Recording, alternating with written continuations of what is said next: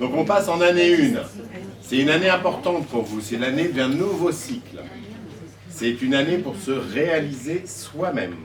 C'est une année pour entreprendre, pour créer, pour agir, pour oser, pour faire.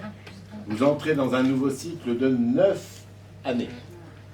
C'est une année de renaissance, de renouveau. C'est une année un peu déterminante. C'est véritablement une nouvelle voie pour certains. C'est un coup de fouet.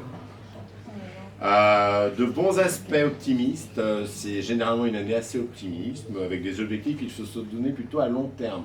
Donc c'est une année pour, par exemple, acheter une maison, pour changer de travail, etc. Il y a plein de possibilités sur cette année-là. C'est une année indépendante, autonome. On a tendance un petit peu à ne compter que sur soi-même pour réussir. Il faut regarder que le rythme va s'accélérer.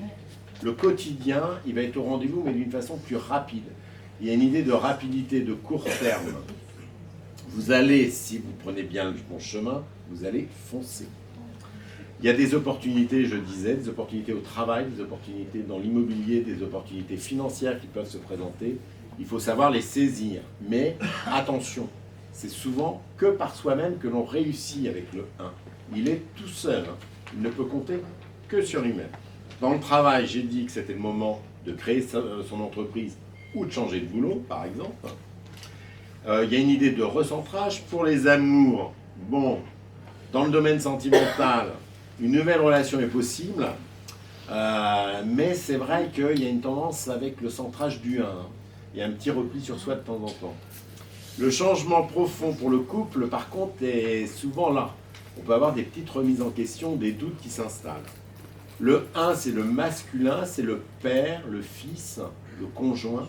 Il faut savoir que souvent, quand on traverse une année 1, on a des rapports avec des collègues masculins ou du 1, ou tout ce qui a un rapport avec le conjoint, le père, le fils, etc., qui sont plus marqués que les autres années. Pour les gens qui traversent une année 1 dans une année universelle 4, qui est le cas pour vous cette année, c'est souvent un nouveau travail, une nouvelle façon de travailler, une réorganisation dans des nouvelles technologies. Quelquefois un déménagement est possible.